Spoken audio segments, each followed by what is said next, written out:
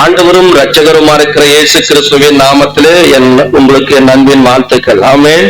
ஆகவே கடந்த நாட்களிலே ஆண்டவர் விசேஷமாக நம்மோடு கூட இருந்து ஆண்டவர் கடந்த 7 மாதங்களை கர்த்தர் நம்மை கண்ணினியமாய் காப்பது போல காத்து வந்தார். ஆமென். அல்லேலூயா.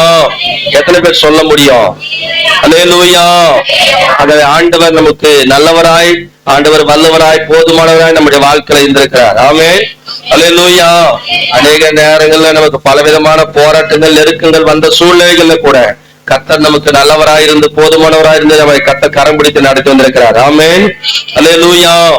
அதனால வேதத்துல நான் வந்துட்டு கடந்த நாட்கள்ல நான் ஜெபித்துக் கொண்டிருக்கும் போது ஒரு சில காரியங்களை நான் கட்டாயம் உங்களுக்கு நான் சொல்லணும்னு சொல்லி நான் பிரயாசப்படுகிறேன். ஏன்னா நான் வந்து பாத்தீங்கன்னா, நீங்க வந்து பாத்தீங்கன்னா நிறைய பேருடைய வாழ்க்கையில ஆண்டவருக்கும் உங்களுக்கும் சம்பந்தம் இல்லாத வாழ்க்கை வாழ்ந்து கொண்டிருக்கீங்க. அதனால வந்து பாத்தீங்கன்னா நிறைய காரியங்களுக்காக இந்த வாரத்துல நான் ஜெபிக்கும் போது நாலு சடலங்கள் நம்முடைய சபையில இருந்து போகுது வெளியே. அதனால எனக்கு அருமையானவர்களே, நீங்க நிர்விசாரமா எனத்தனோன்னு சொல்லி நீங்க கடவுளை விட்டு தூரமா இருந்தீங்க அப்படின்னு சொன்னா ரொம்ப ரொம்ப இழப்புகளை சந்திக்க வேண்டியது வரும். ஆண்டவர் அதுக்காக நான் பயங்கரமா இந்த ஒரு 4 நாட்களா எனக்கு மனதுல ஒரு பெரிய ஒரு பாரம் அழுத்தி கொண்டே இருக்கிறது. அதனால நான் ஜெபம் பண்ணிட்டே இருக்கிறேன். அதனால அப்படிப்பட்ட அந்த இழப்புகள் வரக்கூடாதுன்னு சொல்றேன். ஆனா நீங்க மனம் திரும்புவதற்கு கர்த்தர் ஒரு தருணத்தை கொடுக்கிறார். நீங்க இன்னும் உங்க சுயத்துல இன்னும் ஓடிக்கொண்டிருப்பீங்கன்னு சொன்னா அது கட்டாயம் உங்களுக்கு நேரா அது வரும். அது நான் சொல்லவே முடியாது, அது யாராலையும் தடுக்கவும் முடியாது. அதனால ஆண்டுடைய சமூகத்துல வேதத்துல நாம பார்க்கும்போது இந்த உலகத்துல எத்தனையோ 780 கோடி மக்களுக்கு மேலாக இந்த உலகத்துல மக்கள் வாழ்ந்து கொண்டிருக்கிறாங்க. அல்லேலூயா. அல்லேலூயா. இந்த உலகத்துல 780 கோடி மக்கள் வாழ்ந்து கொண்டிருக்கிற இந்த உலகத்துல கர்த்தர் நம்மை தெரிந்து வச்சிருக்காருன்னா ஒரு பெரிய ஒரு ஆசீர்வாதம். ஆமென் சொல்லுங்க. அல்லேலூயா. இன்னைக்கு உலகத்துல பல இடங்கள்ல பல நிலவு அதிர்ச்சிகளும், பல பூமி அதிர்ச்சிகளும், நிலச்சரிவுகளும், பலவிதமான பஞ்சங்களும், கொலைகளும், கொள்ளை நோய்களும் இன்னைக்கு ஓடி வந்து கொண்டிருக்கிறது. ஆனா இதெல்லாம் கடைசி காலத்தினுடைய அடையாளம். ஆனா வேதம் சொல்லுகிறது இந்த உலகம் ஏற்கனவே அழிக்கப்பட்டது. ஏன் தெரியுமா? இந்த உலகம் ஏற்கனவே ஆண்டவர் படைச்ச இந்த உலகத்துல உள்ள எல்லா மக்களையும் கர்த்தர் அழிச்சார். ஏன் அழிச்சார் தெரியுமா? ஆதியாகம புத்தகத்தை நீங்க கொஞ்சம் எடுத்து பாருங்க. ஆதியாகமத்தின் புத்தகம் 6ஆம் அதிகாரத்துக்கு திருப்பிக் கொள்ளுங்க. ஆதிகாண்டமும் 6ஆம் அதிகாரம். அங்க நீங்க வாசித்தீங்கன்னா 5வது வசனத்தையும் 6வது வசனத்தையும் வாசிக்கும் போது மனுஷனுடைய அக்கிரமும் பூமியிலே பெருகினது என்றும் அவன் இருதயத்தின் நினைவுகளின் தோற்றம் எல்லாம் நெத்தமும் பொல்லாதது என்றும் கர்த்தர் கண்டு. ஆமென் சொல்லுங்க. அப்ப கர்த்தர் பார்த்தார், பூமியில அக்கிரமம் பெருகிருச்சு, அவன் இருதயத்தின் நினைவுகளின் தோற்றம் எல்லாம் பொல்லாததா இருக்குதுன்றத கர்த்தர் பார்த்தாராம். ஆமென் சொல்லுங்க. அது சொல்லிட்டு சொல்ல, தாம் பூமியிலே மனுஷனை உண்டாக்குறதற்காக கர்த்தர் மனஸ்தாபப்பட்டார், அது அவர் இருதயத்துக்கு व्यसனமா இருந்ததுன்னு சொல்றார். ஆமென் சொல்லுங்க. அப்ப ஆண்டவர் மனிதனை கடைசி நாள்ல தான் 6வது நாள் தான் படிச்சார். அதுக்காக மனிதனை படைச்சதுக்காக ஆண்டவரே வேதனைப்பட்டாராம். ஆமென். அல்லேலூயா. அதனால இந்த உலகத்தை ஆண்டவர் அழித்தார். மீண்டும் நோவாவின் காலத்துல ஆண்டவர் எப்படி வேதம் சொல்லுது? மத்தேயு புத்தகத்துல நீங்க வாசித்தீங்கன்னா 24ஆம் அதிகாரம் 37வது வசனத்தை நீங்க வாசிச்சீங்கன்னா, நோவாவின் காலத்துல எப்படி நடந்ததோ அப்படியே மனுஷகுமாரன் வரும் காலத்திலும் நடக்கும்னு சொன்னார்.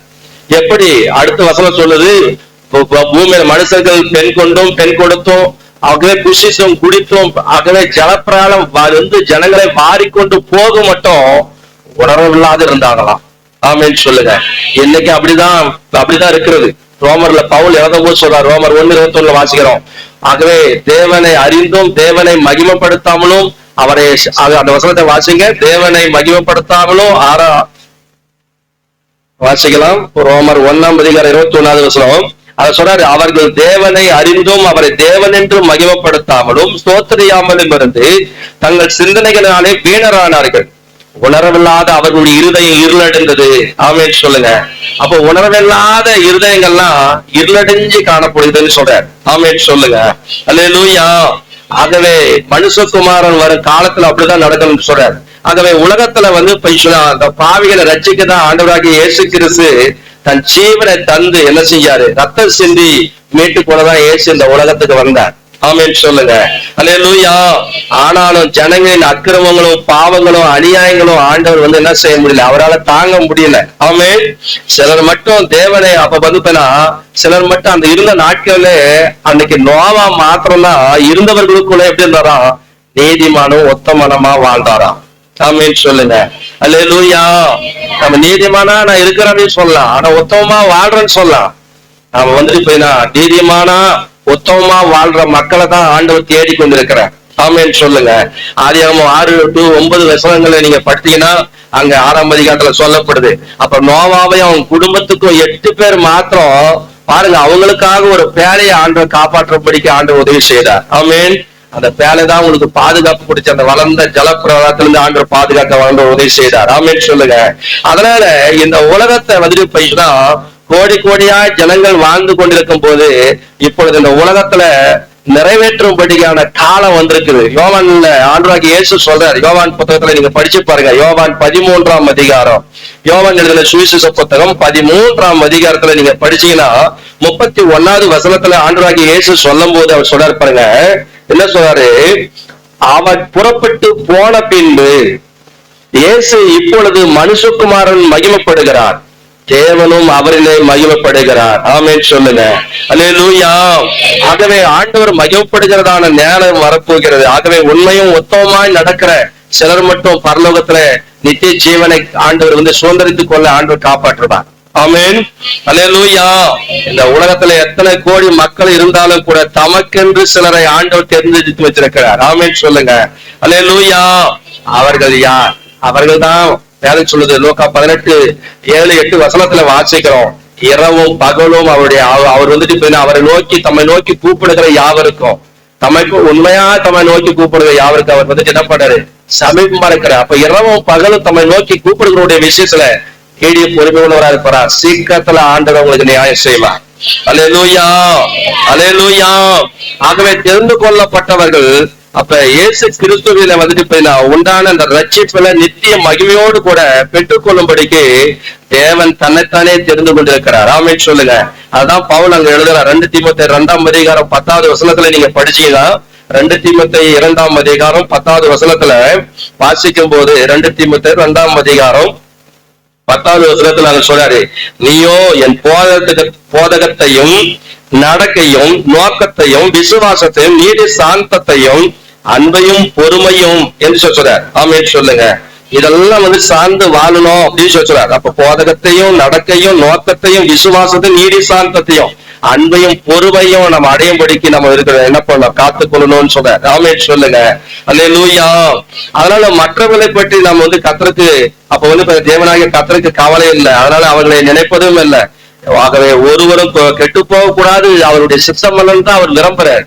ஆனா அவங்க ஆண்டவரை அறியாம நிர்விசாரமா அந்த பாவங்களே இருக்கும் போது ஆண்டவர் கைவிட்டுருவார். ஆமென். அல்லேலூயா.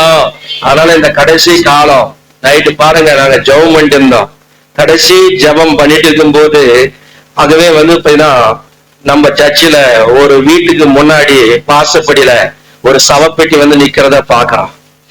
ஆகவே எனக்கு அருமையானவர்களே, அதனால நைட்டெல்லாம் எனக்கு வேதனை பயங்கரமா இருந்தது. அதனால எனக்கு அருமையானவர்களே, நீங்க நிர்விசாரமா துணிகரமா உங்க பாவங்களிலே நீங்க சிக்கி கொண்டிருப்பீங்க சொன்னா ரொம்ப ரொம்ப கஷ்டம்.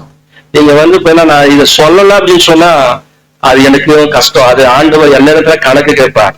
அதனால நைட்டு பாரத்தோடு கடைசி ஜெபம் நாங்க பண்ணிட்டு இருக்கும் போது ஆண்டவர் ஒரு தரிசனத்தை கொடுக்குறாரு. ஒரு வீட்டு வாசப்படியில ஒரு சவப்பெட்டி நிக்குது. வாசப்படியில அந்த யார் வீடு அப்படின்னு சொல்லி கேட்கும் போது அந்த வீட்டுக்காரர் வீட்டை அவங்களை அப்படியே காண்பிக்கிறார் ஆண்டவர். இன்னைக்கு அந்த குடும்பம் இருக்குதா இங்க அப்படின்னா பார்க்க முடியல. எனக்கு அருமையானவங்களை, தயவு செஞ்சு மனம் மாறுங்க. அதனால நம்ம வாழ்கிறது கொஞ்ச கால வாழ்க்கை.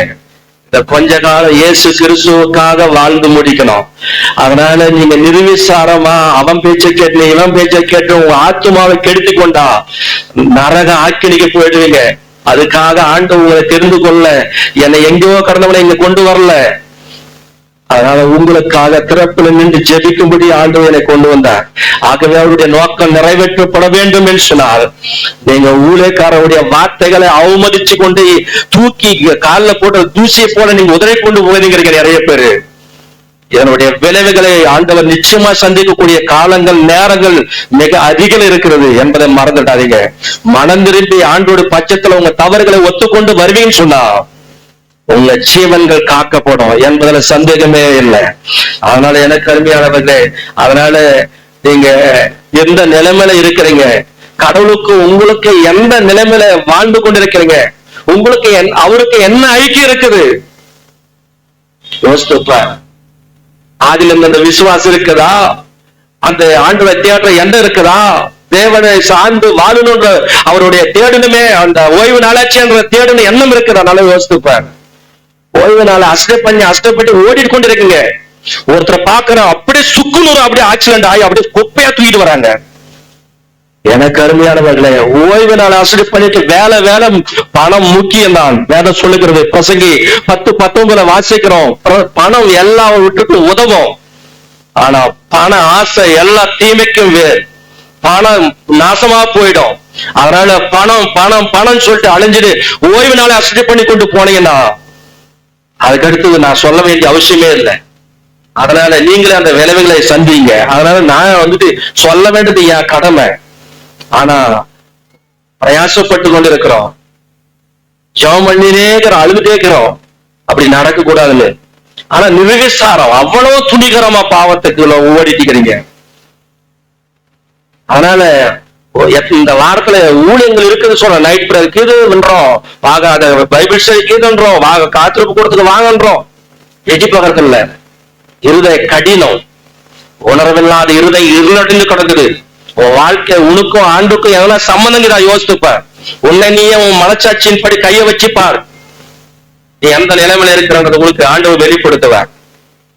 எனக்கு அருமையானவர்களே, அதனால நான் சொல்ல வேண்டியதை நான் சொல்லிட்டேன், ஆண்டவர் சொன்னதை சொல்லிட்டேன். இதுக்கு மேல ஏன்னா வேதம் சொல்லுது, எசேக்கியேல் புத்தகத்துல நீங்க வாசித்தீங்கன்னா, எசேக்கியேல் புத்தகத்துல 3ஆம் அதிகாரம், எசேக்கியேல் 3ஆம் அதிகாரத்துல நீங்க வாசித்தீங்கன்னு சொன்னா அங்க சொல்லப்படுகிறது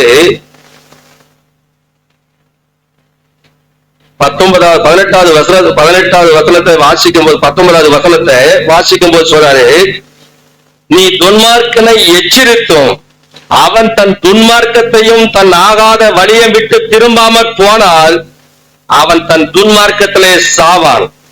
நீயோ வென்றால் உன் ஆத்துமாவை தப்புவிப்பாய். துன்மார்க்கனை எச்சரிக்கணும் நம்ம. அவன் தன் துன்மார்க்கத்தை விட்டுட்டு ஆகாத அந்த வழியை விட்டு திரும்பணும்ன்றதுதான் நம்ம பிரயாசம். அதுதான் எச்சரிச்சுக்கணும் இருக்கும்.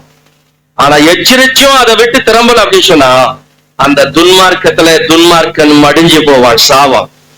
கீழே சொல்றாரு, அப்படியே நீதிமான் தன் நீதியை விட்டு திரும்பி நீதிக்கேடு செய்யும் போது நான் அவனுக்கு முன் இடலை வைக்கும் போதும் அவன் சாவான்.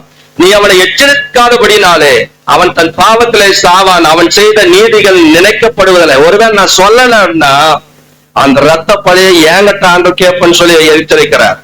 21வது வசனம் சொல்லுகிறது, நீதிமான் பாவம் செய்யாதபடிக்கு நீ நீதிமானை எச்சரித்த பின்பு அவன் பாவம் செய்யாவிட்டால் அவன் பிழைக்கவே பிழைப்பான். அவன் எச்சரிக்கப்பட்டான், நீயும் உன் ஆத்துமாவை தப்புவித்தாயே என்றார். ஆமென் சொல்லுங்க. அல்லேலூயா, அல்லேலூயா. அதனால எனக்கு அருமையானவர்களே, நீங்க ஆண்டுடைய சமூகத்துல உங்களை அர்ப்பணிங்க, ஒப்பு கொடுங்க. உங்க குடும்பத்தை பாருங்க, குடும்பத்துல இருக்கிற எல்லாரும் வந்துக்கிறாங்களா பாருங்க. அதனால உங்க குடும்பத்துல எங்கெங்கயோ அனுப்பிட்டு நீங்க பாட்டுக்கு ஒருத்தர் மட்டும் நான் வந்தா போதும். நெவர். இந்த நிலை நீங்க நீடிச்சுன்னா நான் சொல்ல வேண்டிய அவசியமே கிடையாது. அதனால இந்த சாராயம் காய்ச்சறவங்க, சாராயத்தை குடிச்சு இருக்கிறவங்க, அதனால துன்மார்க்கமான பாவத்துல ஈடுபடுறவங்க, தற்கொலை செஞ்சு சாகிறவங்க, தீய எண்ணெயை ஊற்றின கொளுத்து சாவறவங்களுக்கெல்லாம் தயவு செஞ்சு என்னை கூப்பிடாதீங்க. அந்த ஆத்மா பரலோகமே போகாது. சும்மா உங்களை திருப்திப்படுத்துறதுக்கு வேணா ஜெபம் பண்ணிட்டு வரலாம தவிர அதெல்லாம் வேதனையா இருக்கிறது. அதனால தயவு செஞ்சு அதை மாத்திக்கொள்ளுங்க, நல்லது. அல்லேலூயா, அல்லேலூயா, அல்லேலூயா. அப்படி ஆண்டவர் மனதுருகிற ஆண்டவர், அவர் மன்னிக்க தயவுப்படுத்திருக்கிறார். அந்த பாவத்தை விட்டு நம்ம உண்மையா நம்ம மனசாவப்பட்டு அவருடைய இடத்துல நம்ம வந்துட்டு கேட்டேன்னு சொன்னா பணம் திரும்பி வருவோம்னு சொன்னா ஆண்டவர் மன்னிச்சு தன் தகப்பன் தன் பிள்ளைய நேசிக்கிற போல நேசிப்பார். ஆமென் சொல்லுங்க. அல்லேலூயா. மனம் இறங்கும் தெய்வம் இயேசு, சுகம் தந்து நடத்தி செல்வான். மனம் இறங்கும் தெய்வம் இயேசு, சுகம் தந்து நடத்தி செல்வான். யெகோவா ராப்பா இன்றும் வாழ்கிறார். சுகம் தரும் தெய்வம் இயேசு, சுகம் என்று தருகிறார். மனம் இறங்கும் தெய்வம் இயேசு, சுகம் தந்து நடத்தி செல்வார். குஷ்டரோகியை கண்டார், இயேசு கரங்கள் நீட்டி தொட்டார். குஷ்டரோகியை கண்டார், இயேசு கரங்கள் நீட்டி தொட்டார். சித்தம் உண்டு சுத்தமாக என்று சொல்லி சுகத்தை தந்தார். சித்தம் உண்டு சுத்தமாக என்று சொல்லி சுகத்தை தந்தார். மனம் இறங்கும் தெய்வம் இயேசு, சுகம் தந்து நடத்தி செல்வார். பிறவி குருடன் பர்திமேயு அன்று இயேசுவே இறங்கும் என்றான். பிறவி குருடன் பர்திமேயு அன்று இயேசுவே இறங்கும் என்றான். பார்வை அடைந்து மகிழ்ந்தார், உடன் இயேசு பின்னே நடந்தார். பார்வை அடைந்து மகிழ்ந்தார், உடன் இயேசு பின்னே நடந்தார். மனம் இறங்கும் தெய்வம் இயேசு, தந்து நடத்தி செல்வார். அல்லேலூயா, அல்லேலூயா. நான் தனியா அவங்க வீட்டுல போய் அவங்களை சொல்லணும்னு நினைச்சேன். ஆனா ஏனோ ஆண்டவர் நினைச்சு சபைக்கு அதை தெரிவி அப்படின்னு சொல்லி அதை எச்சரித்ததுனால நான் உங்களிடத்துல சொன்னேன். நீங்க தொடர்ந்து ஜெபிங்க, ஆண்டவரோடு நெருக்கமான ஒரு ஐக்கியத்தை வைத்துக் கொள்ளுங்க. அன்றைக்கு யோபையும் அவனுக்கு உண்டான எல்லாவற்றையும் வேலையெடுத்த கர்த்தர் வேலையெடுத்து பாதுகாப்பாராக. ஆமீன் சொல்லுங்க. அல்லேலூயா. நாம் வேதத்திலிருந்து ஒரு வசனத்தை நாம் எடுத்துக்கொள்வோம். மார்க் எழுதின சுவிசேஷ புத்தகத்தை நாம் எடுத்துக்கொள்வோம். மார்க் எழுதின சுவிசேஷ புத்தகம் 6ஆம் அதிகாரம் 10ஆம் அதிகாரம், மார்க் 10ஆம் அதிகாரத்தை நாம் எடுத்துக்கொள்வோம். மார்க் 10ஆம் அதிகாரம்.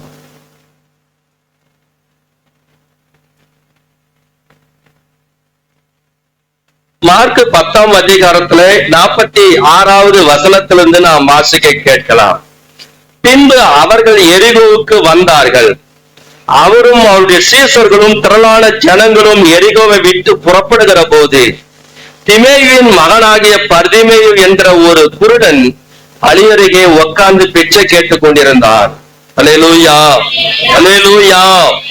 அங்க சொல்லப்படுகிறது, அவர்கள் இயேசு கிறிஸ்து வந்து சொன்ன அவருக்கு மேல சொல்ல 45வது வசனத்துல, அப்படியே மனுஷகுமாரனும் ஊழியம் கொள்ளும்படி வராமல் ஊழியம் செய்யவும் அநேகரை மீட்கும் பொருளாக தம்முடைய ஜீவனை கொடுக்கவும் வந்தார். ஆமென் சொல்லுங்க. அல்லேலூயா. பின்பு அவர்கள் எரிகோவுக்கு வந்தார்கள்.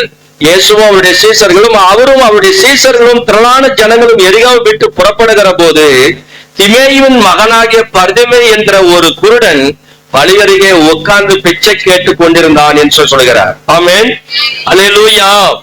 ஆகவே இங்க வந்து சொல்லப்படுகிறது, அவன் நசரனாகி இயேசு வருகிறார் என்று கேள்விப்பட்டு இயேசுவே தாவீதின் குமாரனே எனக்கு இறங்கும் என்று கூப்பிட தொடங்கினான். அவன் பேசாதிருக்கும்படி அநேகர் அவனை அதட்டினார்கள். அவனோ தாவீதின் குமாரனே எனக்கு இறங்கும் என்று முன்னிலும் அதிகமாய் கூப்பிட்டார். இயேசு நின்று அவனை அழைத்து வர சொன்னார். அவர்கள் அந்த குருடனை அழைத்து, திடன் கொள், எழுந்திரு, உன்னை அழைக்கிறார் என்றார்கள். உடனே அவன் தன் மேல் வஸ்திரத்தை எரிந்து விட்டு எழுந்து இயேசுவிடத்திலே வந்தான். இயேசு அவனை நோக்கி, நான் உனக்கு என்ன செய்ய வேண்டும் என்றிருக்கிறாய் என்றார். அதற்கு அந்த குருடன், ஆண்டவரே, நான் பார்வையடைய வேண்டும் என்றான். இயேசு அவனை நோக்கி, நீ போகலாம், உன் விசுவாசம் உன்னை ரட்சித்தது என்றார். உடனே அவன் பார்வையடைந்து வழியில இயேசுக்கு பின் சென்றான். அல்லேலூயா, அல்லேலூயா, அல்லேலூயா. ஆகவே இந்த வேதத்துல நாம் வாசிக்கும் போது இங்க சொல்லப்படும் போது, வேதத்துல நம்ம பார்க்கும் போது இங்க சொல்லப்படுகிறது, அந்த பர்தேமே என்பது சொன்னா பர்தேமேயு அங்க சொன்னா எரிகோ ஒரு பட்டணம் அது கள்ளர்கள் திருடர்கள் அதிகமாய் வாழ்கிற ஒரு பட்டணம். அது தேவனால யோசுவாவினால ஒரு சபிக்கப்பட்ட ஒரு பூமி, ஆகவே சபிக்கப்பட்ட ஒரு பட்டணமாய் காணப்பட்டது. எரிகோ மதிலை ஆண்டவர் அவங்களுக்கு சுதந்திர பூமியாய் கொடுக்கும் போது எரிகோ மதில் அவங்களுக்கு ஒரு பெரிய தடையாக இருந்தது. ஆகவே அந்த தடைகள் எல்லாம் கர்த்தர் உடைத்து அந்த எரிகோவை ஆண்டவர் அவங்களுக்கு சுதந்திரமான பூமியாய் கர்த்தர் கொடுத்தார். அப்படி எரிகோ பாத்தீங்கன்னா இந்த இடத்துல அவர் சொல்லும் போது என்ன சொல்றாரு அப்படின்னா, பர்திமேயு என்று சொல்லி அங்க சொல்றாரு. அவர் என்ன பர்திமேயு சொல்றாரு? பர்திமேயு யார் அப்படின்னு சொல்லி அவர் சொல்றாரு, யாருடைய மகன் சொல்றாரு, வாசிக்கலாம். அவருடைய அங்கு திரளான ஜனங்கள் எரிகோ விட்டு புறப்படுகிற போது திமேயுவின் மகனாகிய பர்திமேயு என்கிற ஒரு குருடன் என்று சொல்லுகிறார். ஆமென் சொல்லுங்க. அல்லேலூயா. அப்ப பர்திமேயு என்கிற ஒரு அப்ப பாத்தீங்கன்னா இந்த எரிகோ அப்ப பர்திமேயு பாத்தீங்கன்னா பக்கம் அவன் ஒரு குருடனா இருக்கிறான். மறுபக்கம் இவன் யார் அப்படின்னா அவன் பர்திமேயு ஒரு பக்கம் குருடன், ஒரு பக்கம் பிச்சைக்காரன். ஆமென் சொல்லுங்க. இன்னொரு பக்கத்துல அவன் எரிகோல வாசம் பண்ணுகிறவனாய் காணப்படுகிறான். ஆமென் சொல்லுங்க.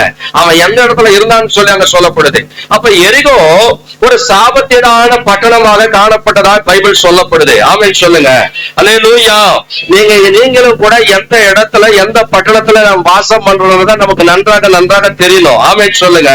அங்க வேதத்துல நம்ம பார்க்கும்போது அங்க தாவீது பாத்தீங்கன்னா தாவீது ராஜா சொல்லும் போது சொல்றாரு, சங்கீத 120 சங்கீதத்தை நீங்க எடுத்துக்கொள்வீங்க சொன்னா, சங்கீதம் 120 சங்கீதம் 5வது வசனத்திலிருந்து 7வது வசனம் வரைக்கும் நீங்க வாசிப்பீர்கள் சொன்னால் வாசிக்கலாம். சங்கீதம் 120 சங்கீதம்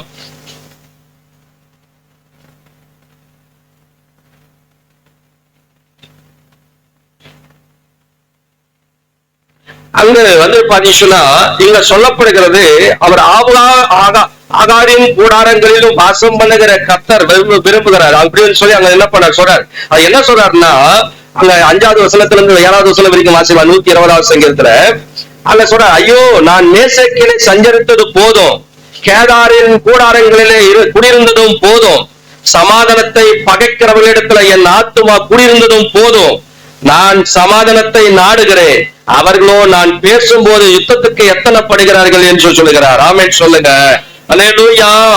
ஆகவே தாவீது பாத்தீங்கன்னா இந்த எரிகோ பட்டணம், எரிகோ என்று சொன்னால் அதாவது பேரிச்சம் பழங்களினுடைய பட்டணம் என்று சொல்லி அர்த்தம். ஆமென் சொல்லுங்க.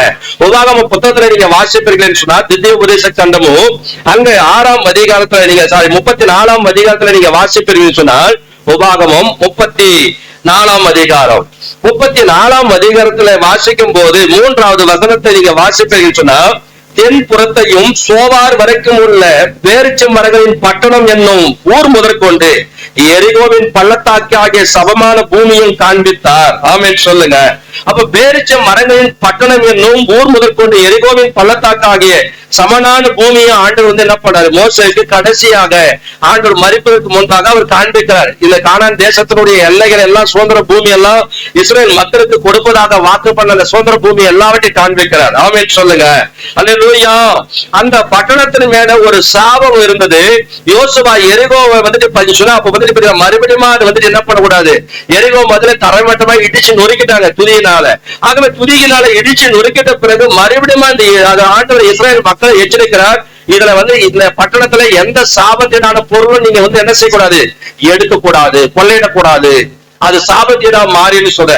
ஆனாலும் கூட யோசுவா 6ஆம் அதிகாரத்துல 6வது அதிகாரம் 17வது வசனம் 18வது வசனத்துல நீங்க வாசிப்பீர்கள் சொன்னால், யோசுவாவின் புத்தகம் 6ஆம் அதிகாரத்துல அங்கு 17 18வது வசனத்துல நீங்க வாசிப்பீர்கள் சொன்னால் அங்க சொல்லப்படுகிறது, அங்கு 17 18வது வசனம், ஆனாலும் இந்த பட்டணமும் இதில் உள்ள யாவும் கர்த்தருக்கு சாபத்தீடா இருக்கும், நாம் அனுப்பின ஆட்களை ராகாப் என்னும் வேசி மறைத்து வைத்தபடியால் அவனும் அவனோட வீட்டுக்குள்ள இருக்கிற அனைவரும் மாத்திரம் உயிரோடு இருக்க கடவைகள். சாபத்தீடானதில் ஏதாகிலும் எடுத்துக்கொள்கிறதுனாலே நீங்கள் சாபத்தீடு ஆகாத பிடிக்கும். இஸ்ரவேல் பாலத்தை சாபத்தீடாக்கி அதை கலங்க பண்ணாத பிடிக்கும். நீங்கள் சாபத்தீடானதுக்கு மாத்திரம் எச்சரிக்கையா இருங்கள் என்று சொன்னார். ஆமென் சொல்லுங்க. இந்த யோசுவா அந்த எரிகோ மதுரை வந்துட்டு ஒவ்வொரு பட்டணமா ஜெயம் எடுத்துட்டு வரும்போது அப்ப சொல்றாரு இந்த எரிகோ பட்டணத்தை பார்த்துட்டு, அப்ப சாபத்தீடானத்தை வந்து ஒண்ணு யாரும் என்ன பண்ணக்கூடாது, எடுக்காதபடிக்கு நீங்க எச்சரிக்கையா இருங்கன்னு சொல்றாரு. ஆனா சகல வெள்ளியும் பொன்னும் வெண்கலமும் இரும்பினாலும் செய்யப்பட்ட பாத்திரங்களும் கர்த்தருக்கு பரிசுத்தமானவைகள், அவைகள் கர்த்தரின் பொக்கிஷத்துல சேரும் என்று சொன்னார். ஆமென் சொல்லுங்க. ஆனால் என்ன நடந்தது, அந்த ஆகான் என்ற ஒரு மனிதன் வந்துட்டு என்ன பண்றான், அதை சாபத்தீடானதை அவன் எடுத்துக்கொண்டதுனால, அதனால அந்த 27ஆம் அதிகாரத்தினுடைய கடைசியில நீங்க பாத்தீங்கன்னா அங்க 25வது வசனத்துல நீங்க வாசிக்கும் போது, யோசுவா நீ எங்களை கலங்க பண்ணினது என்ன, இந்த கர்த்தர் உன்னை கலங்க பண்ணுவார் என்றார். அல்லேலூயா. நாம் சாபத்தீடானத்தை நாம் முதல் எடுக்க கூடாதுன்னு போது எடுத்துன்னு சொன்னா அந்த சாபத்தீடானது நம்ம வீட்டுல இருக்கக்கூடாது. ஆமென் சொல்லுங்க. அப்படி இருக்கிறது நான் உன்னை கர்த்தர் கலங்க பண்ணுவார் என்று சொன்னார். அப்பொழுது இஸ்ரவேல் எல்லாரும் அவன் மேல கல்லிருந்து அவனை அக்கினினால சுட்டெடுத்து கற்களினால மூடி அவன் மேல இந்நாள் வரைக்கும் இருக்கிற பெரிய கற்குகளை குவித்தார்கள். ஆமென் சொல்லுங்க. இப்படியே கர்த்தர் தம்முடைய கோபத்தின் உக்கிரகத்தை விட்டு மாறினார். ஆமென் சொல்லுங்க. ஆகோர் பள்ளத்தாக்கு என்று சொல்லப்படுகிறது. ஆகவே அந்த ஆகான் சாபத்தீடானதை எடுத்துக்கொண்டதுனால, தேவனுடைய எச்சரிப்பை பெற்று அவன் வந்து கீழ்ப்படியாம செய்ததுனால அவனை கல்லெறிஞ்சி கொல்லப்பட்டாங்க. ஆமென் சொல்லுங்க. அல்லேலூயா. ஆகவே எனக்கு அருமையானவர்களே, கர்த்தருடைய வார்த்தைகளையும் அவருடைய ஊழியக்காரையும் வார்த்தைகளையும் நம்ம அசட்டை பண்ணும் போது அந்த ஈயல் வந்துட்டு என்ன பண்ற பாருங்க, ஆண்டுடைய வார்த்தையை ஊழியக்காரனாகி யோசுவா சொல்லுகிறான். ஆனா அவன் அசட்டை பண்ணிட்டு மறுபடியும் அந்த வார்த்தைகளுக்கு மிஞ்சி செயல்படுகிற அந்த ஈயல் என்ற ஒரு மனிதன். அதே 6ஆம் அதிகாரத்துல, யோசுவா 6ஆம் அதிகாரத்துல நீங்க வாசித்தீங்கன்னா, அந்த யோசுவாவின் புத்தகம் 6ஆம் அதிகாரம் 6ஆம் அதிகாரத்துல நீங்க வாசிக்கும் போது வாசிக்கலாம். அந்த கடைசி வசனம் 26, 27 வசனத்துல வாசிக்கும் போது சொல்றாரு, அக்காலத்திலே யோசுவா இந்த எரிகோ பட்டணத்தை கட்டும்படி எலும்பும் மனிதன் கர்த்தருக்கு முன்பாக சபிக்கப்பட்டவனா இருக்க கடவன். அவன் அதன் அஸ்திபாரங்களை போடுகிற போது தன் மூத்த குமாரனையும் அதன் வாசல்களை வைக்கிற போது தன் இளைய குமாரனை சாக கொடுப்பான் என்று சாபம் கூறினார். ஆமென் சொல்லுங்க. அல்லேலூயா. தேவனுடைய அப்ப வந்து அப்ப தேவனால் தேவ பிள்ளைகளுக்கு கொடுக்கப்பட்ட அந்த சுதந்திரத்தை பெற்றுக்கொள்ளும் போது ஆண்டவர் அந்த காரியத்துல அதுல வந்து என்ன பண்றாரு, அந்த சுதந்திர பூமியா கொடுக்கிறாரு. அது மறுபடியும் கட்டக்கூடாது அந்த எரிகோ மதில அப்படின்றத சொல்லி கொடுத்தார். அந்த ஈயல் வந்து என்ன பண்றான்னா அதை வந்து துணிகரமா கட்டுறதுக்கு ஆரம்பிச்சான். அதனால தன்னுடைய 2 பிள்ளைகளையும் அவன் சாகுக்கு ஒப்பு கொடுத்தான் என்று வேதம் சொல்லுகிறது. இவ்விதமாய் கர்த்தர் யோசுவாவோடு இருந்தார். அவன் கீர்த்தி தேசம் எங்கும் பரவிற்று என்று சொல்லப்படுகிறது. ஆமென் சொல்லுங்க. இந்த புதிய ஏற்பாட்டின் காலத்துல இயேசு கிறிஸ்து எருசலேமை வந்துட்டு பாத்தீங்கன்னா இந்த எரிகோ பட்டணத்தை குறித்து அழகா ஒரு கதையை சொல்லும் போது ஊமைய வடிவத்துல அவர் சொல்லும் போது லூக்கா 10ஆம் அதிகாரத்துல நீங்க வாசிப்பீங்கன்னு சொன்னால், இந்த எரிகோ பட்டணம் எப்படிப்பட்ட பட்டணம் அப்படின்னு சொன்னா ஒரு கள்ளர்கள் திருடர்கள் அதிகமாய் வாழ்கிற ஒரு பட்டணம் என்று வேதம் சொல்லுகிறது. லூக்கா 10ஆம் அதிகாரத்துல 30வது வசனத்திலிருந்து நீங்க வாசிப்பீங்கன்னு சொன்னால், இயேசு அவர்களுக்கு பிரதித்திரமாக ஒரு மனுஷன் எருசலேமிலிருந்து எரிகோக்கு போகையில் கள்ளர் கையிலே அகப்பட்டான். ஆமென் சொல்லுங்க. அவர்கள் அவன் வஸ்திரங்களை உரிந்து கொண்டு அவனை காயப்படுத்தி குற்றூராக அவனை விட்டு போனார்கள் என்று சொன்னார். ஆமென் சொல்லுங்க. அப்ப அந்த எரிகோ பட்டணத்தை குறித்து இயேசு சொல்லும் போது அது கள்ளர்கள் திருடர்கள் அதிகமாய் வாழ்கிற ஒரு பட்டணம் என்று சொல்லி இயேசு அங்க எச்சரிக்கிறதை நாம் பார்க்கிறோம். ஆமென் சொல்லுங்க. அல்லேலூயா. அல்லேலூயா. ஆகவே வந்து பதிச்சுனா ஆகவே தான் வேதம் சொல்லுகிறது, எருசலேம் வந்து கடல் மட்டத்திற்கு மேலாக 1300 அடி உயரத்துல அது ஒரு மலை பகுதியா இருக்கிறது தான் அந்த எருசலேம் பட்டணம். ஆமென் சொல்லுங்க. அப்ப எருசலேம் வந்து கடல் மட்டத்திலிருந்து அப்ப 1300 அடி உயரத்துல ஒரு மலை பிரதேசமாய் மலையை போல மழை உள்ள தேசமாய் இஸ்ரேல் தேசம் இருக்கிறதா எருசலேம் இருக்கிறதா சொல்லப்படுகிறது. ஆமென் சொல்லுங்க. அப்ப எரிகோ வந்து பாத்தீங்கன்னா சமுத்திரத்தின் மட்டத்திலிருந்து கடல் மட்டத்திலிருந்து 1600 அடி கீழே போகும் நிலையில வந்து என்ன பண்ண தாழ்வான பகுதியாக அந்த அந்த எரிகோ பட்டணம் இருந்ததாக சரித்திரம் சொல்லப்படுகிறது. ஆமென் சொல்லுங்க. அல்லேலூயா. அந்த எரிகோ பட்டணத்தை ஆண்டவர் என்ன பண்ணாரு சொன்னா, எரிகோ மதுரை ஆண்டு சுதந்திர பூமியாக கொடுப்பேன்னு சொல்லி வாக்கு பண்ணும் போது ஆண்டவர் துதியினால நீங்க நிறந்தவர்களாக கர்த்தரை என்ன பண்ணுங்க, அந்த எரிகோ மதுரை சுற்றிலும் ஒரு நாளைக்கு ஒரு முறை, 6 நாளைக்கு 6 முறை, 7வது நாள் 7 முறை 7 முறை சுற்றி வரும்போது அந்த எரிகோ மதில் தரைமட்டமாக இடிஞ்சு விழுன்னு சொல்லி சொன்னார். ஆமென் சொல்லுங்க. அப்படியே அவங்க துதிச்சார்கள். அந்த எரிகோ மதில் தரைமட்டமாக இடிஞ்சு விழுந்தது. இன்றைக்கும் எனக்கு அருமையானவர்களே, உங்க வாழ்க்கையில தோல்வி மேல தோல்வி, இன்னைக்கு எரிகோ மதிலை போன்ற ஒரு தடுப்பு சுவரை போல தடைப்பட்டு இருக்கிற உங்க வாழ்க்கையில அந்த ஆசீர்வாதங்களை, அந்த நன்மைகளை சுதந்திரத்துக் கொள்ளாதபடிக்கு தடையா இருக்கிறதா? இன்றைக்கு நீங்க துதியை ஏறெடுப்பீங்க சொன்னா கர்த்தர் ஒரு பெரிய ஜெயத்தை ஆண்டு வெற்றி உங்க வாழ்க்கையை கர்த்தர் தருவார். ஆமென் சொல்லுங்க. அல்லேலூயா. ஒருபோதும் கர்த்தரை விட்டு பின்வாங்கி போய் ஆகவே நீங்க எரிகோவை நோக்கி மறுபடியும் என்ன பண்ணாதீங்க, நோக்கி செல்லாதிருங்க. ஒருபோதும் உயர்ந்த ஆவிக்குரிய நிலைமையை விட்டு கீழான நிலைக்கு நீங்க ஒரு நாளும் போகக்கூடாது என்பதை ஆண்டவர் எச்சரிக்கிறார். ஆமென் சொல்லுங்க. உபாகம புத்தகத்துல நீங்க வாசிப்பீர்கள் சொன்னால் திவ்யோபதேச கண்டமொழி 23ஆம் அதிகாரம். இந்த 23ஆம் அதிகாரத்துல ஒரு வார்த்தையை சொல்லப்படுகிறது. வாசிக்கலாம். 23ஆம் அதிகாரம் 5வது வசனத்தை நீங்க வாசிப்பீர்கள் சொன்னால் அந்த உபாகமம் 23ஆம் அதிகாரம் 5வது வசனம் அங்க சொன்னால், உன் தேவனாகிய கர்த்தர் பிலேமுக்கு செவி கொடுத்த சித்தம் இல்லாமல் உன் தேவனாகிய கர்த்தர் உங்கள் மேலே அன்பு கூர்ந்தபடினாலே ஒரு தேவனாகிய கர்த்தர் அந்த சாபத்தை உனக்கு ஆசீர்வாதமாய் மாற பண்ணினார். ஆமென் சொல்லுங்க. அல்லேலூயா. அல்லேலூயா. ஆண்டவர் அது சாபத்தை நடந்து எடுக்க கூடாது. எரிகோ பட்டணத்துல போய் சுதந்திர பூமியை ஆண்டவர் தம்முடைய பிள்ளைகளுக்கு கொடுக்கிறார். ஆனா அங்க உள்ள பொருட்களை எதையும் அவங்களுடைய பொருட்களை எதையும் என்ன பண்ணக்கூடாது, எடுக்க கூடாது. அது சாபத்தீடு. ஆனா அந்த பட்டணம் உங்களுக்கு ஆசீர்வாதமா, அந்த சாபத்தை நான் உங்களுக்கு ஆசீர்வாதமா மாட்டி சுதந்திர பூமியா உங்களுக்கு நான் கொடுக்கிறேன்னு வாக்கு பண்ணார். ஆமென் சொல்லுங்க. அல்லேலூயா. அல்லேலூயா. எனக்கு அருமையானவர்களே, ஆகவே வேதம் சொல்லுகிறது, ஆகவே இந்த திமேயின் மகன் பார்த்து சொன்னா, ஆகவே 10ஆம் அதிகாரம் மார்க் 10ஆம் அதிகாரத்துக்கு நம்ம வருவோம். அங்க வேதம் சொல்லுகிறது திமேயின் மகன் பர்திமேயை என்று சொல்லப்படுகிறது. ஆமென் சொல்லுங்க. ஒரு குமாரன் வழியருகே என்ன பண்ண உட்கார்ந்து பிச்சை கேட்டுக் கொண்டிருந்தான் என்று சொல்லப்படுகிறது.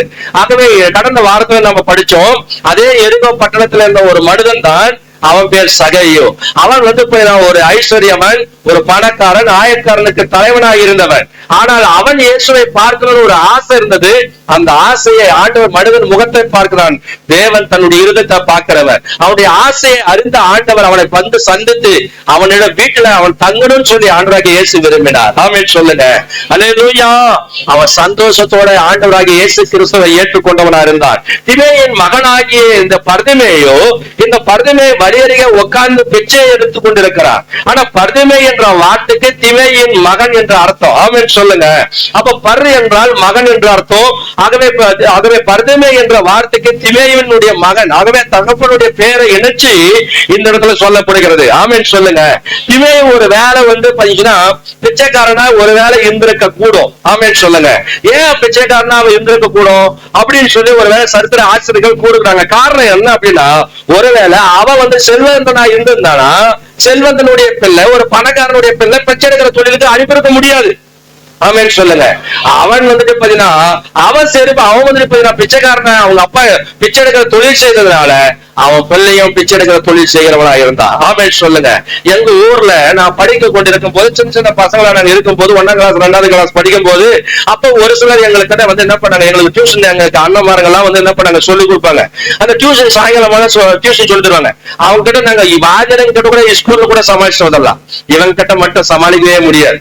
அவங்க பயங்கரமான தண்டனை கொடுப்பாங்க. மேல கொம்புகளை கட்டி விட்டுருவாங்க. மேல தூளத்துல என்ன பண்ணாங்க, பழைய வீடுகள்லாம் தூளம் இருக்கும். அந்த தூளத்துல தொங்க விட்டு கீழே அந்த முள் இருக்குது பாருங்க, அந்த எந்த முள்ளு, வேலைக்கத்தா முள் இல்ல, அந்த இது அந்த ஏரியில எல்லாம் இருக்குது பாருங்க, என்ன லென்த்ல இருந்தா வெள்ள முள்ளு, கத்தாழ முள்ள, வேளமுள். இந்த வேளமுள் மாதிரி மணல் எல்லாம் கொட்டிட்டு என்ன பண்ணாங்க, கீழே தொங்க விட்டு எங்களை ஒழுங்கா படிச்சுட்டு வரியா இல்லன்னா குதிச்சேன் அவ்வளவுதான் அப்படின்னு சொல்லி என்ன பண்ணுவாங்க, இப்படி எல்லாம் பயங்கரமா தண்டிப்பாங்க. ஆமென் சொல்லுங்க.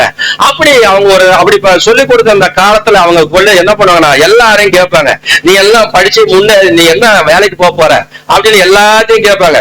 கேட்கும் போது எல்லாரும் ஒவ்வொருத்தரும் ஒவ்வொரு விதமான வேலைகளை சொல்லி இருப்பாங்க. அதுல ஒருத்தன் சொன்னா அவன் நான் கோழி மேய்க்கிற வேலைக்கு போறேன் அப்படின்னா, என்னது? கோழி பிடிச்சுன்னு போய் விக்கிற வேலைக்கு நான் போக போறேன் அப்படின்றான். அவன் என்ன வச்சு சொன்னான் அப்படின்னு சொன்னா, அவங்க அம்மா அவங்க அப்பாவெல்லாம் வந்து கோழி போய் சந்தை கடைகள்ல கொண்டு போய் என்ன பண்ணாங்க, கோழி வியாபாரம் பண்ணுவாங்க.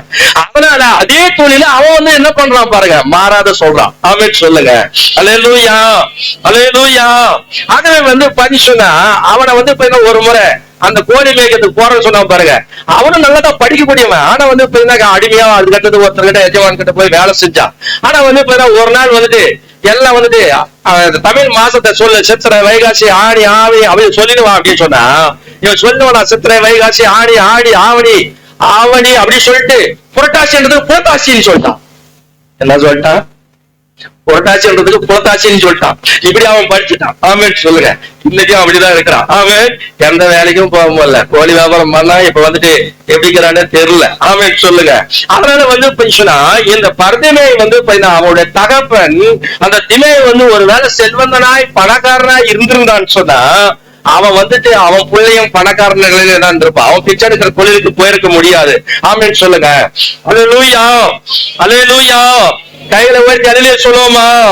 அதனால செல்வந்தனா இருக்க முடியல. அதனால பிச்சை எடுத்ததுனாலதான் அவனை பிச்சை எடுக்கிறதுக்கு அவன் பிள்ளை என்ன பண்றான், போயிருக்கிறான். அது போல பைபிள்ல ஒரு சிலருடைய பெயர் சொல்லப்படுது. அப்போஸ்தலர் 4:36 சொல்லப்படுது, பர்னபா என்று சொன்னால் ஆறுதலின் மகன் என்று வேதம் சொல்லுகிறது. அப்போஸ்தலர் 13ஆம் அதிகாரம் 6வது வசனத்துல வாசிக்கும் போது பர்ரேசு அப்படின்ற ஒரு மனிதன் இருக்கிறான். ஏசு அப்படி இல்ல, ஏசு கிறிஸ்து. அவரு இவர் பர்ரேசு என்று ஒரு வருகிறான். இந்த பர்ரேசு என்று சொன்னால் அவனுக்கு மாயமித்தக்காரன் என்று அர்த்தம். ஆமென் சொல்லுங்க. அவனை பத்தி அவர் என்ன பண்றது, வேதத்துல நம்ம வந்து என்ன பண்ண, அவனுடைய தகப்பனை பற்றி சுதந்திரத்தை குறித்து சொல்லப்படுது. நம்ம எல்லாரும் ஆதாமினுடைய புத்திரர்கள். ஆமென் சொல்லுங்க. ஆதாமினுடைய வீடு நிமித்தமா தான் பாவத்தினால உலகத்துக்குள்ள வந்து நம்ம வந்து என்ன பண்றது, அப்ப வந்துட்டு எப்படின்னா நம்ம மனித கண்கள் எல்லாம் வந்து என்ன பண்ணிக்கிறாங்க, சாத்தானிக கூடாக்கி வச்சிருக்கிறான். ஆமென் சொல்லுங்க. அப்ப கர்த்தரை அறிந்து உணர முடியாத அப்ப குருடர்களான நிலையில நாம இன்னும் என்ன பண்றோம், இருளிலே தள்ளப்பட்டவர்களாய் நாம் காணப்படுகிறோம். ஆமென் சொல்லுங்க. அப்ப ஆதாமின் பாவங்கள் நமக்கும் நம்முடைய பிள்ளைகளும் வந்துட்டு பிரிவை வந்து என்ன பண்ணுது, உண்டாக்குறது. ஆமென் சொல்லுங்க. அதனால பவுல் சொல்லும் போது இங்க சொல்லும் போது என்ன சொல்றாருன்னா, அப்ப 2 கொரிந்தியர் புத்தகத்துல நீங்க வாசிக்கும் போது 2 கொரிந்தியர் 4ஆம் அதிகாரம் 4வது வசனத்தை நீங்க வாசிப்பீர்கள் சொன்னா, 2 கொரிந்தியர் 4ஆம் அதிகாரம் 4வது வசனத்தை நீங்க வாசிப்பீர்கள் சொன்னா, அங்க சொல்றாரு, தேவனுடைய சாயலா இருக்கிற கிறிஸ்துவின் சுவிசேஷ மகிமையான சுவிசேஷத்தின் ஒளி அவிவிசுவாசிகள் ஆகிய அவர்களுக்கு பிரகாசமாயிராதபடிக்கு இப்பிரபஞ்சத்தின் தேவனானவன் அவருடைய மனதை குருடாக்கினான். அல்லேலூயா, அல்லேலூயா. அப்ப அவிவிசுவாசிகளுக்கு அப்ப வந்து தேவனுடைய சாயலா இருக்கிற கிறிஸ்துவின் மகிமையான சுவிசேஷத்தின் ஒளி அவங்களுக்கு என்னவா மாறுது, அவிசுவாசிகளுக்கு அது பிரகாசமா இருக்காது. அப்ப இப்பிரபஞ்சத்தின் தேவனானவன் அவன் மனதெல்லாம் என்ன பண்ணி வச்சுக்கிறான், கூட ஆக்கி வச்சிருக்கிறான். ஆமென் சொல்லுங்க. அல்லேலூயா, அல்லேலூயா. அதனாலதான் வந்து இவருடைய விளைவு என்ன அப்படின்னா, எபேசியர் நிருபத்துல பவுல் எழுதும்போது சொல்றாரு, வாசிக்கலாம். எபேசியர் 4ஆம் அதிகாரம் அங்க 18வது வசனத்தை நீங்க வாசிப்பீர்கள். எபேசியர் 4ஆம் அதிகாரம் 18வது வசனம்.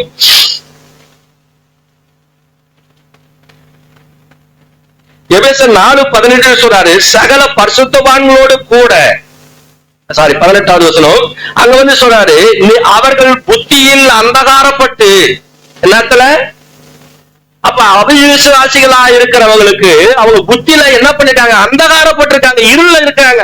ஆமென் சொல்லுங்க. அந்தகாரப்பட்டு தங்கள் இறுதிய கடினத்தினால தங்களில் இருக்கும் அறியாமையினாலே தேவனுடைய ஜீவனுக்கு அந்நியராயிருந்து என்று சொல்றார். ஆமென் சொல்லுங்க. அப்ப தேவனுடைய ஜீவனுக்கு அவங்க என்னவா மாறிட்டாங்க, அந்நியர்களாய் பரதேசிகளாய் இருக்கிறாங்க. ஆமென் சொல்லுங்க. அப்ப உணர்வில்லாதவர்களாய் சகலவித அசுத்தங்களையும் ஆவலோடு நடப்பிக்கும்படி தங்களை காம விகாரத்துக்கு ஒப்பு கொடுத்திருக்கிறார்கள் என்று சொல்றார். ஆமென் சொல்லுங்க. அல்லேலூயா, அல்லேலூயா. ஆகவே நாம் ஆதாமின் நிமித்தமாய் இயேசு கிறிஸ்துவை வந்துட்டு பதிச்சுனா, அப்ப பிசாசு வந்துட்டு என்ன பண்றா, கூடாக்கி வச்சிருக்கிறதுனால மனுகுலத்தை கண்களை திறக்க ஆண்டவர் சித்தமானார். ஆமென் சொல்லுங்க. அப்ப தேவனுடைய ஒளியை ஒரு மனுஷனுக்கு கொண்டு வர ஆண்டவர் எப்படி இருக்கார், மனதுருக்க முடியவரா இருக்கிறார். ஆமென் சொல்லுங்க. அதாவது யோவான் புத்தகத்துல வாசிக்கிறோம் 1:9வது வசனத்துல வாசிக்கும் போது, ஆகவே ஆண்டவராக இயேசுக்கிறது கர்த்தர் கூடர்களுடைய கண்களை திறக்கிறவரா இருக்கிறார். ஆமென் சொல்லுங்க. அப்ப தம்மை அவர் என்ன பண்ணாரு, அவர் சொன்ன வார்த்தையின்படியே வெளிப்படுத்தி காண்பிக்கிறார். உலகத்துல வந்து எந்த மனுஷனையும் பிரகாசிப்பிக்கிற மெய்யான ஒளி நானே என்று ஆண்டவராகிய இயேசு கிறிஸ்து சொன்னார். ஆமென் சொல்லுங்க.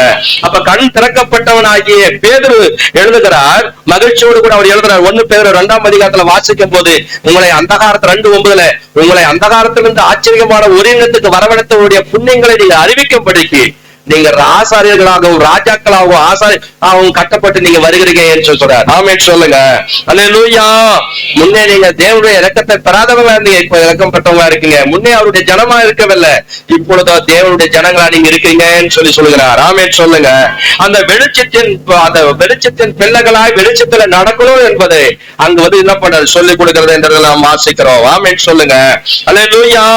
அப்ப அந்த பர்திமை அப்ப இயேசு அவர் சீசர்கள் எருசலேமுக்கு ஊழியர் செய்து விட்டு திரும்பும் போது மலையருகே இந்த பரிதிமையை என்ன செய்தான், என்னும் ஒரு குருடன் உட்கார்ந்து பிச்சை கேட்டுக் கொண்டிருக்கிறார். ஆமென் சொல்லுங்க. அப்ப பிச்சை கேட்டுக் கொண்டிருக்கும் போது அப்ப நசரனாகிய இயேசு தன் சீசர்களோடு கூட ஜனங்களுக்கு முன்பாக சென்று கொண்டிருக்கும் போது அதை என்ன பண்றான், அறிகிறான். ஆமென். என்ன இங்க ஒரே சத்தமா சலசலப்பா இருக்குது, என்ன ஒரே கூட்டமா இருக்குது, என்ன ஒரே பேச்சு குரலா கேக்குது அப்படின்னு சொல்லி என்ன பண்றான், கேட்கறான். அதை கேள்விப்படுறான். கேள்விப்பட்ட உடனே அவன் அப்ப ஆண்டவராகிய நசரனாகிய இயேசு கிறிஸ்து போய் கொண்டிருக்கிறார் அப்படின்னு சொல்றாங்க. ஆமென் சொல்லுங்க. இந்த சந்தர்ப்பத்தை அவன் என்ன பண்ணல, ஒரு நாளும் வாய்ப்பை தவற விடவே இல்லை. ஆமென் சொல்லுங்க. ஆண்டவர் இயேசு கிறிஸ்துவை பற்றி அநேக அற்புத அடையாளங்களை அவர் செய்திருக்கிறார் கேள்விப்படுங்க. அவரை எப்படியாவது ஒரு நாள் நான் பார்க்க மாட்டேன், பார்த்தா நான் சுகமடைந்து பார்வையடைய மாட்டேனான்ற ஏக்கம் அவனுக்குள்ள இருந்துச்சு. ஆமென் சொல்லுங்க. அப்ப ஆகவே இயேசுவே தாவீதின் குமாரனே எனக்கு இறங்கும் என்று சொல்லி என்ன பண்றான், சத்தம் விட்டு கூப்பிடுகிறார். ஆமென் சொல்லுங்க. ஆனா நிர்பந்தமான நிலைமையை விட்டு வெளியே அவன் வந்துவிடக் கூடாதுன்றதுக்கு என்ன பண்றாங்க, அடக்க வைக்கிறாங்க. சில மனிதர்கள் பேசாத, சத்தம் போடாத, அவனேரு அப்படின்னு ஒரு பக்கம் அடக்குறாங்க. ஆமென் சொல்லுங்க. ஏன்னா இன்னும் இருக்கிற நிலைமை அப்படி இருக்கணும்னு தான் நிறைய பேர் மக்கள் என்ன பண்ணுவாங்க, மட்டம் தட்டுவாங்க. எழுந்து தேவனுக்காக பிரகாசிக்கணும், தேவனுக்காக வாழணும், தேவன் வச்சிருக்கிற நன்மைகளை அந்த சுதந்திரங்களை பெற்றுக்கொள்ளணும்ன்ற அந்த ஏக்கம் இருக்கிற மக்களை என்ன பண்ணுவாங்க, அப்படியே அடிமைப்படுத்தி வைப்பாங்க. ஆமென் சொல்லுங்க. அல்லேலூயா. ஆகவே வந்துவிட வேண்டும் அப்படின்னு சொல்லிட்டு என்ன பண்றான், அவன் இன்னும் அதிகமான சத்தத்தை உயர்த்தி அவன் என்ன பண்றாரு, அவன் கோப்படுறான். தாவீதின் குமாரனே எனக்கு இறங்கும் இயேசுவேன்னு சொல்லி கோப்படுறான். ஆமென். அல்லேலூயா. இருளிலிருந்து வெளிச்சத்துக்கு வந்துவிட அவன் என்ன பண்றான், ஆசை, அந்த ஆசையில என்ன பண்றான், கூப்பிடுறான். அந்த சத்தம் அப்ப எரிச்சல் நடந்த சிலருக்கு பாத்தீங்கன்னா என்ன பண்றாங்க, பேசாதிடுறா, அமையறா அப்படின்னு என்ன பண்றாங்க, அந்த ஆசீர்வாதத்தை பெற்றுக்கொள்ள கூடாது, அதுக்கு தடை பண்றாங்க. ஆமென் சொல்லுங்க. என்னைக்கு அப்படிதான் இப்ப நீ ஜெபிக்கும் போதே உட்கார்ந்து இருப்பாங்க, நீ பைபிள் எடுக்கும் போதே கரெக்டா உட்காந்துருவாங்க சாத்தா மாதிரி. ஆமென் சொல்லுங்க. நீ தேவனுடைய நன்மைகளை பெற்றுக்கொள்ள கூடாது, தேவனுடைய அறிவை ஞானத்துல நீ வளர்ந்துடக்கூடாது, அதுக்கே உட்காந்துருவாங்க உங்ககிட்ட. ஆமென் சொல்லுங்க. ஜாக்கிரதையா நீ எச்சரிக்கையா இருக்க வேண்டும். ஆமென் சொல்லுங்க. அப்ப உன்னை நிர்பந்தமான நிலைமையிலே உன்னை உட்கார வைக்கணுன்றதுக்காக உன்னை வருவாங்க. ஆனா உதரை தள்ளிட்டு நீ எழுந்து பிரகாசிக்கணும், அதுதான் ஆண்டவர் விரும்புகிறார். ஆமென் சொல்லுங்க. அவன் பாருங்க, அவனோ தாவீதின் குமாரனே எனக்கு இறங்கும் என்று முன்னிலும் அதிகமா சத்தமா என்ன பண்றான், கூப்பிடுறான். ஆமென் சொல்லுங்க. இயேசு நின்று அவனை அழைச்சு வர சொல்றார். ஆமென். எவ்வளவு பெரிய சந்தோஷம் பாருங்க. ஆமென். அல்லேலூயா. அவர் ஒரு சிலர் போய் அவனை என்ன பண்ண, ஓடி போய் பர்திமையை பார்த்து அழைத்து என்ன பண்ணாங்க, திடன் கொள்பா, தைரியமாரு, ஆண்டு உன்னை அழைக்கிறாரு அப்படின்னா. ஆமென் சொல்லுங்க. அல்லேலூயா. இந்த வார்த்தை கேட்ட உடனே அந்த பர்திமைக்கு ஒரு பெரிய சந்தோஷம், மகிழ்ச்சி வந்துருச்சு. அதனால அந்த தீண்டப்படாதவங்க, ஒடுக்கப்பட்டவங்க, குஷ்டரோகிகள், முடவர்கள், சப்பானிகள், சூமின உறுப்பினர் உடையவர்கள், இவர்கள் எல்லாரும் ஆகவே பட்டணத்துக்கு வெளியே அவங்க ஒதுக்கப்பட்டவங்க இடத்துலதான் அவங்க இருப்பாங்க. அவங்களும் ஒரு சிகப்பு அங்கிகளை போட்டுக்கொண்டு என்ன பண்ணுவாங்க, இருப்பாங்க. ஆமென் சொல்லுங்க. அப்படி அவங்க தள்ளப்பட்டவங்க, அவங்களுக்கு எல்லாம் அந்த மக்களுக்கு தெரியும், இவங்க எல்லாம் ஒதுக்கப்பட்டவங்க தெரியும். அதனால இப்படிப்பட்டவங்களுக்கு அந்த சிகப்பு ஒரு அங்கேயே அவங்க போட்டிருந்தாங்க. அல்லேலூயா. ஆகவேதான் இப்ப இயேசு கிறிஸ்துவ காட்டி கொடுத்த அந்த யூதாஸ் 30 வெள்ளிக்காசை வாங்கினான். அந்த வெள்ளிக்காசை வாங்கி அவன் அனுபவிக்கவே இல்லை. ஆமென் சொல்லுங்க. அதனால மறுபடியும் திருப்பி கொண்டு போய் தான் உங்க பணம், நீ வாங்கிக்கிங்க, இயேசுவை விட்டுருங்கன்னு சொல்லி அவன் போய் கெஞ்சலாம். ஆனாலும் கூட அது ஓம் பாடு அப்படின்னு விட்டாங்க. ஆமென் சொல்லுங்க. அதனால அவனும் அதை வச்சு அனுபவிக்கல. கடைசியா என்ன பண்ண, யாரும் வாங்க மாட்டாங்கன்னு சொல்லி தேவாலயத்துல கொண்டு போய் என்ன விசிச்சு போயிட்டான். அந்த தேவாலயத்துல விசர்லத்தை அந்த காசு எடுத்து அங்க ரத்த நிலம் என சொல்லப்பட்ட அந்த நிலத்தை அப்போஸ்தலர் 1ஆம் அதிகாரத்துல வாசிக்கிறோம்.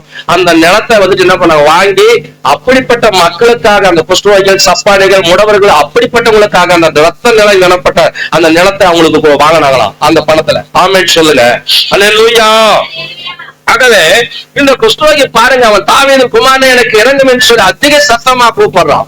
ஆமென் சொல்லுங்க. சத்தம் விட்டு கூப்பிடு, அடக்கிக் கொள்ளாத. சத்தத்தை ஆண்டவரை நோக்கி நம்ம என்ன பண்ணோம்? யாரையும் பார்க்க கூடாது. நம்ம ஆண்டுக்கும் நமக்கும் நல்ல உறவு வச்சிடணும். நம்ம வரும்போது பாத்தீங்கன்னா நம்ம யாரு வரான் யாரு போறான் எல்லாத்தையும் நீங்க பார்த்திருந்தீங்கன்னா உங்களோட தேவ பிரசனம் உங்களை விட்டு விலகி போயிடும். ஆமென் சொல்லுங்க.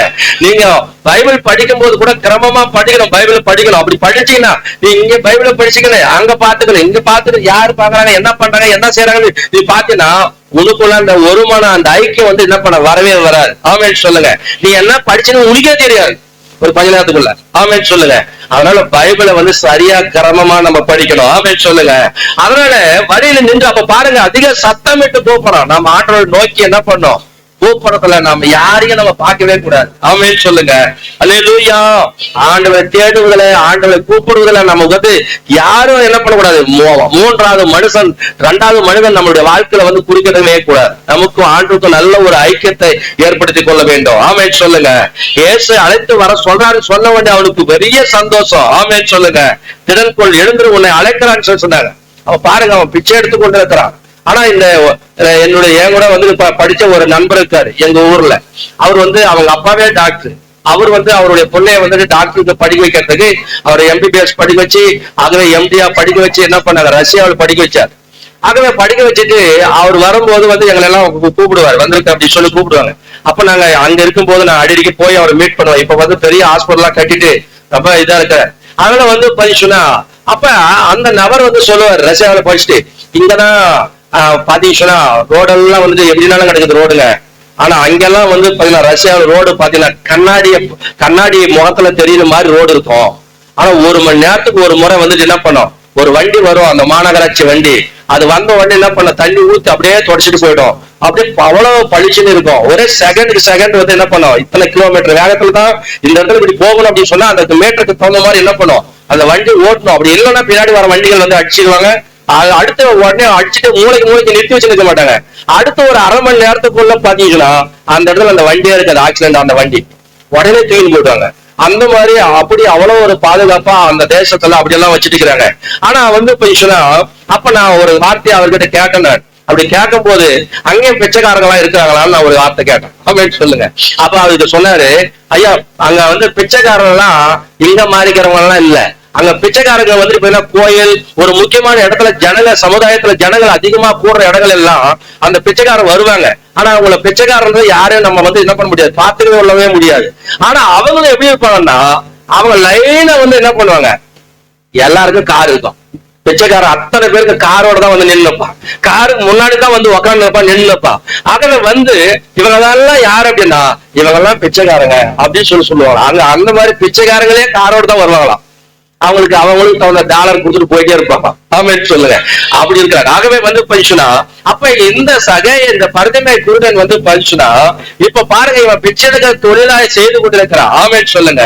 அதனால இந்த பிச்சை எடுக்கிற தொழிலே வந்துட்டு என்ன பண்றாங்க, நம்ம எதை செய்தாலும் இந்த பிச்சை எடுக்கிற தொழில் ரொம்ப வந்துட்டு கேவலமான தொழில்னு சொல்லி சிலர் வந்துட்டு என்ன பண்ணாங்க, சரி அப்படி அப்படின்னு சொல்லுவாங்க.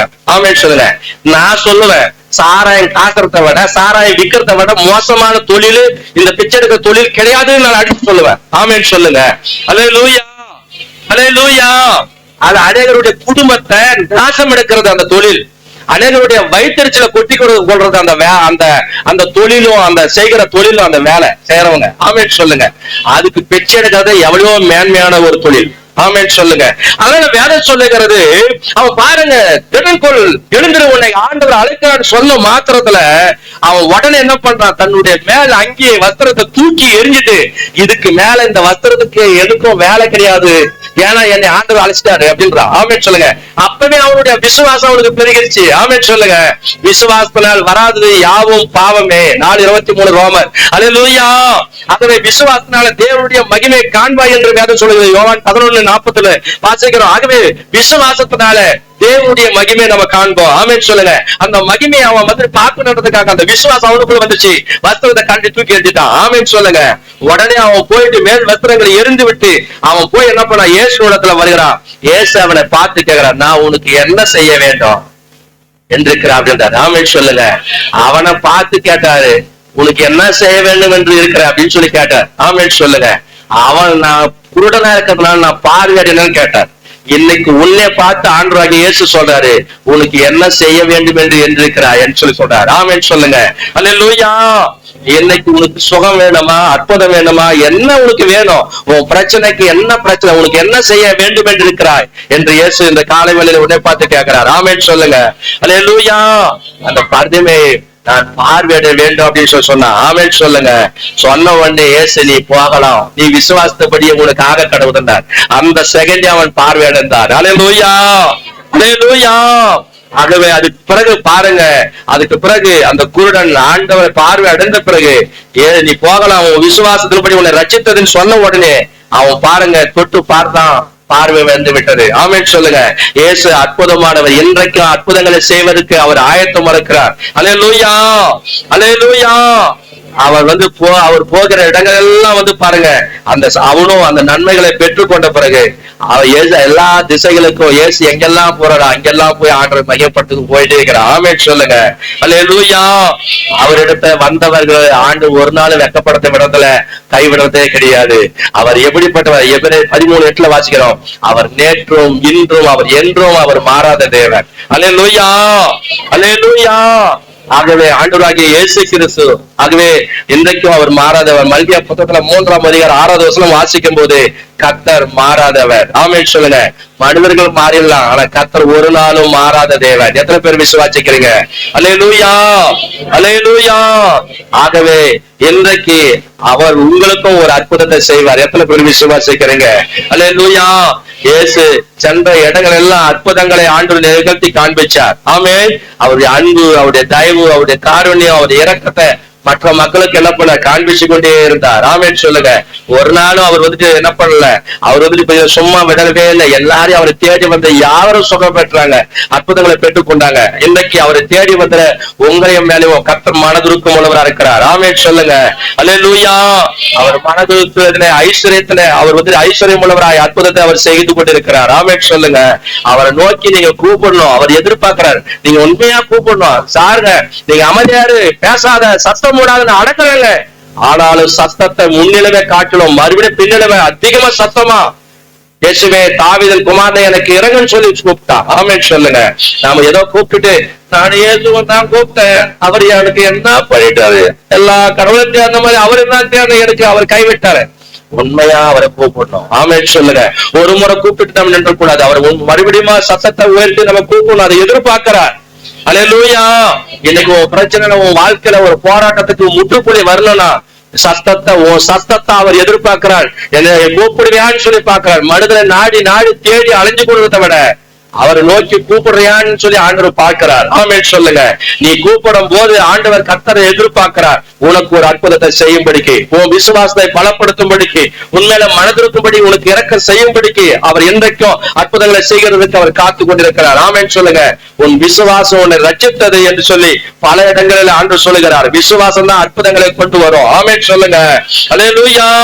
நீங்க கர்த்தர் மேல விசுவாசத்தை வைத்திருப்பீங்கன்னு சொன்னா, அவரை சார்ந்து வாழ்வீங்கன்னு சொன்னா கர்த்தர் பெரிய அற்புதங்களை உங்க வாழ்க்கையில எதிர்பாருங்க, நிச்சயமா செய்வார். ஒரு வசனத்தை வாசிக்கலாம். சங்கீதம் 146 சங்கீதத்தை நீங்க வாசிப்பீர்கள் சொன்னார். சங்கீதம் 146 சங்கீதம் அங்கு 8வது வசனத்தையும் 9வது வசனத்தையும் நீங்க வாசிப்பீர்கள் சொன்னார். சங்கீதம் 146 சங்கீதம்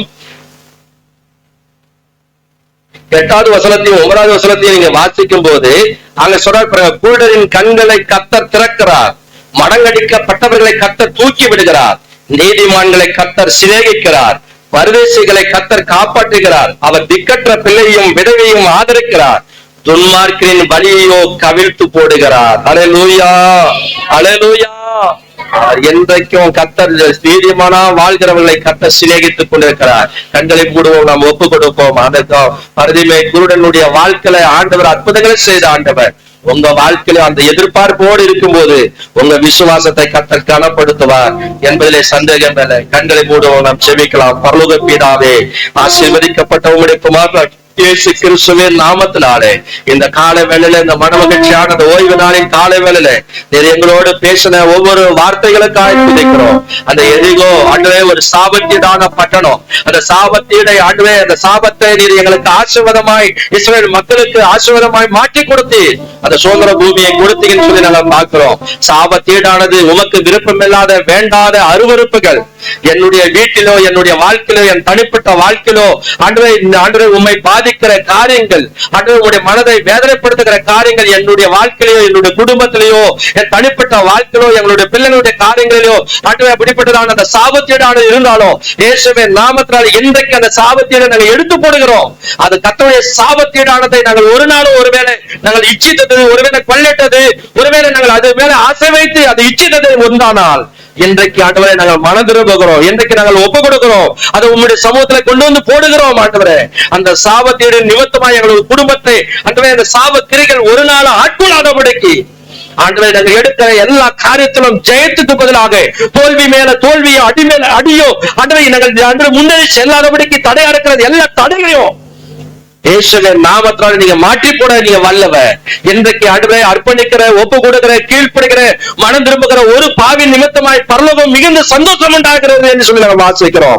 இன்னைக்கு மனம் திரும்பி பட்சத்துல உண்மையாய் நாங்கள் அர்ப்பணிச்சு ஒப்பு கொடுக்கிற, கீழ்ப்படுத்துகிற ஒவ்வொரு பிள்ளைகளையும் கர்த்தர் அப்படி கரந்தொட்டு நீங்க ஆசீர்வதிக்க முடியும் நாங்கள் ஜெபிக்கிறோம்.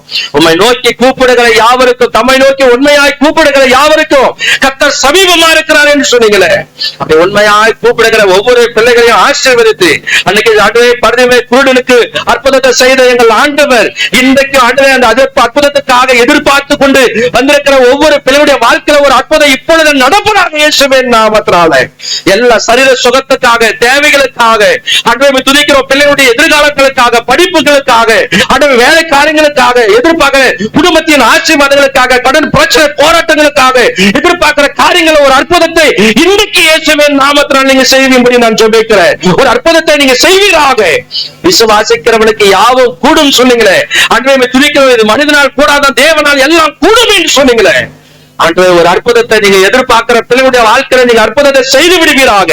உண்மை நம்பி இருக்கிற பிள்ளைகளை ஒருபோதும் வெட்கப்படுத்தாதபடிக்கு அவங்களை நிமிர்ந்து நிற்க நீங்க நடக்க பண்ணும்படி நாங்கள் ஜெபிக்கிறோம். உங்களுடைய பிள்ளைகளுடைய அந்த ஆசீர்வாதங்களை சுதந்திரித்துக் கொள்ளாதபடிக்கு ஆண்டவரே எழும்புகிற எல்லா பலவான்களை கர்த்தராகிய தேவன் முறியடிக்கும்படி நாங்கள் ஜெபிக்கிறோம். தொடர்ந்து நீங்க கிரியை செய்ய நாமத்தை மையப்படுத்துவீராக. தொடர்ந்து இப்படி ஆறுதல் படுத்துக.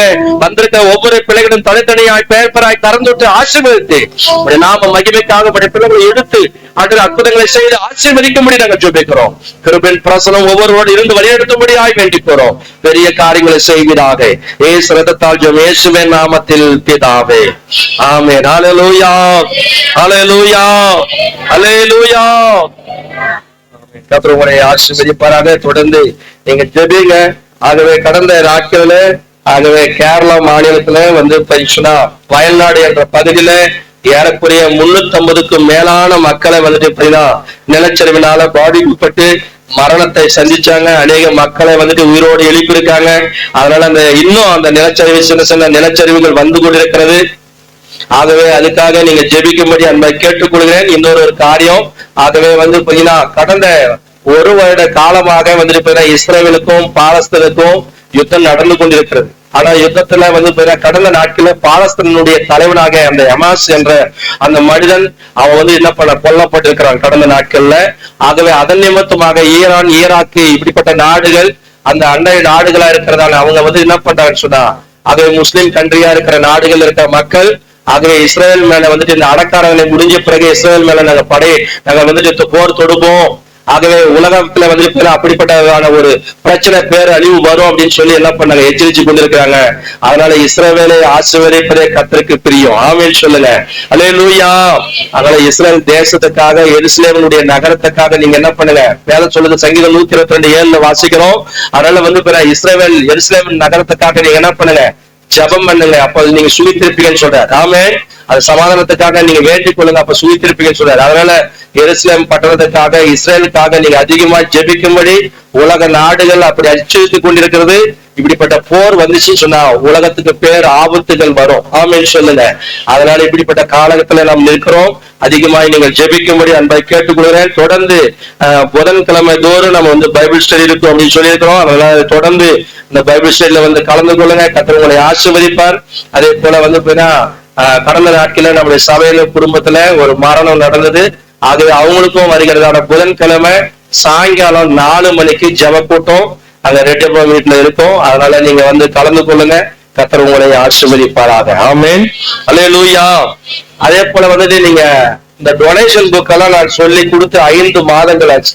எத்தனை பேர் நீங்க வந்து இந்த டொனேஷன் புக் எல்லாம் என்ன பண்ணிக்கிறீங்க, எதனா பவர் பண்ணிக்கிறீங்களா? 5 மாசம் வாங்கிட்டு சும்மாலாம் வச்சுன்னு இருக்க கூடாது.